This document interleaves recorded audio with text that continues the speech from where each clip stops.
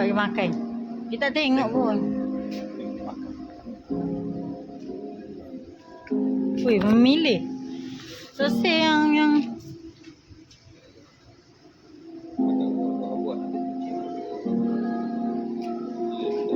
Kucing. Kucing makan. tu kucing. Ah. Dia jual yang lama kat sini.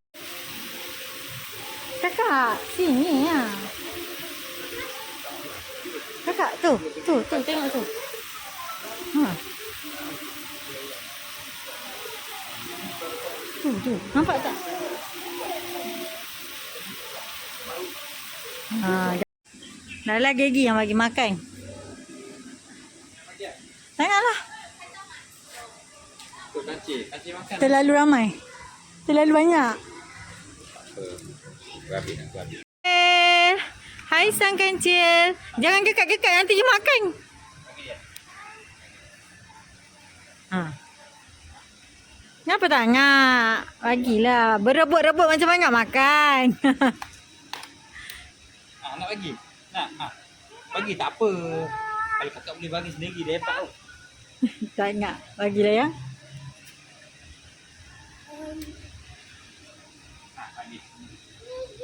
Bagi je. Tak apa. Jangan kau orang lah.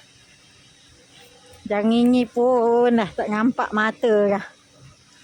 Nak aja orang kena. Cuba bagi. Ambil bagi dia. Ambil lah kakak. Cuba. Ada dia pegang. Jangan lama-lama ya. Jom. Mana lagi makan? Banyak. Depan ada lagi bagi makan. Ada tak? Ada lah sini. Bagi habiskan.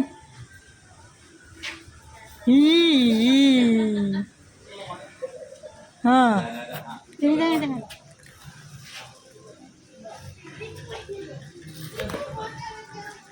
Ya.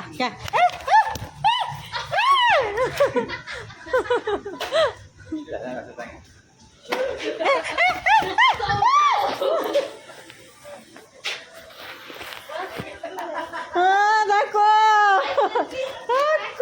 Kakak relax. Takut.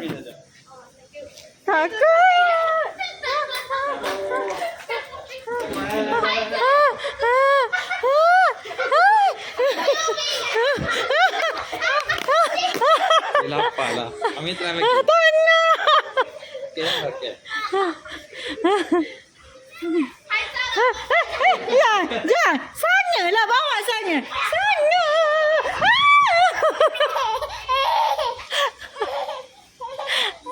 Okey, ga. Ga.